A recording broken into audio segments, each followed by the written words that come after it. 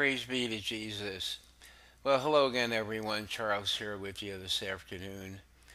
Um, what I'd like to do, I have a news update for you, and this just reminded me, along with the last post I made, which had to do with a 10-minute talk by a priest about the by the fruits you will know them. Um, there's new people coming on the channel all the time, and for their benefit, I feel like from time to time, which is probably like every month or so, I need to try to get them to focus on what this channel about, what this channel is about, and what my focus, what I'm trying to accomplish here. Now,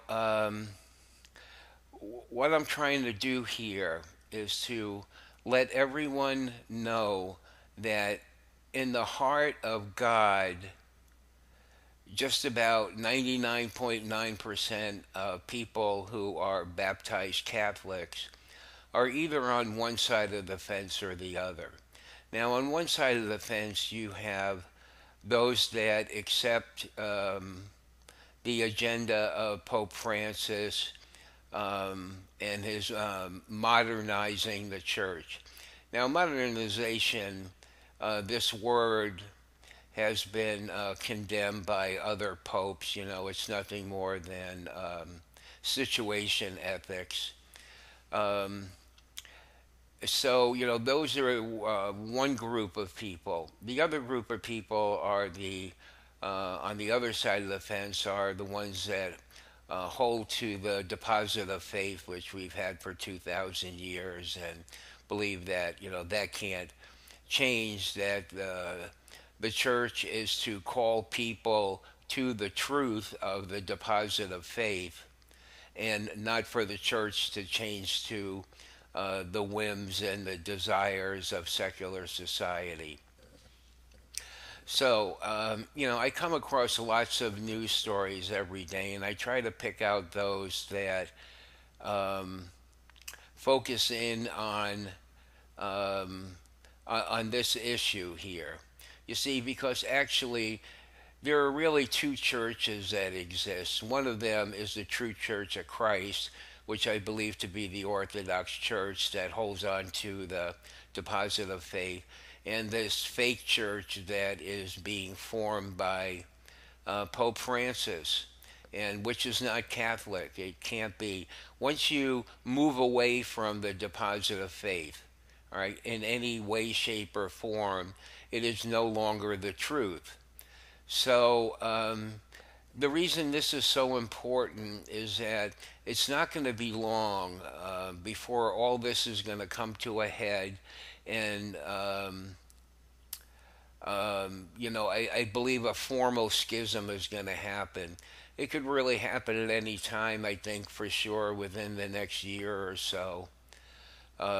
This gets into, the Pope putting together a letter. He's having some people put together a letter that's going to force all cardinals, bishops, and priests to either sign this document or they're going to be excommunicated.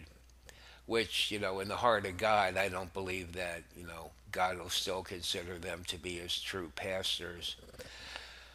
But anyway, so from time to time, I like to mention this. Now, by the fruits you will know them, all right? So, what have we seen in these 5 years, all right? I believe, now I've been following Catholic news for about 3 years, maybe a little bit longer, and I've never seen Pope Francis appoint a traditional or an Orthodox cardinal or bishop to an important position. It's always, he's always appointing modernists, the ones that believe in the modernization of the church. At best, he may pick someone who's like sort of in the middle, you know. He does pick Orthodox cardinals or bishops to be part of a group of people, like a board of 10 or 20 people. I mean, I mean, he'll do that, but they're always outnumbered by the modernists. So the deck is always stacked there. So, by the fruits you will know them. Well, so we can see pretty clearly that, what the Pope's agenda is. And, we always need to keep in mind that in the end, we have to answer to God for the faith that we hold, because from your faith, from your beliefs, comes your thoughts, and from your thoughts comes your actions, and it's your actions that you'll be judged upon. So, what you believe is really is going to, in the end, determine your eternal salvation, where you're going to spend eternity. And, we shouldn't be concerned with the fact that probably more than 80% of people really support this Pope. I mean, we can only hope and pray and sacrifice, do things like this, that someday, before they die, that they will wake up and come back to the true Church of Christ. So, that being said, I'm going to go ahead and start reading here. Let's see, the first thing I have up is Legatus is a large and growing lay organization of Catholic business people founded by Thomas Moynihan, the man behind Domino's Pizza and the Florida town of Ave Maria. It describes its members as, quote, ambassadors for Christ in the marketplace, unquote. Now, Legatus Legatus has taken an extraordinary step in response to the current crisis facing the church. The letter below was sent to members today, stating, quote, the board has decided to place the Holy See's annual tithe in escrow, pending further determination by the board. We certainly pledge our continued devotion to Holy Mother Church and recognize the tithe has been an important commitment of Legatus since our founding. However, in light of recent revelations and questions, we believe it appropriate to respectfully request clarification regarding the specific use of these funds.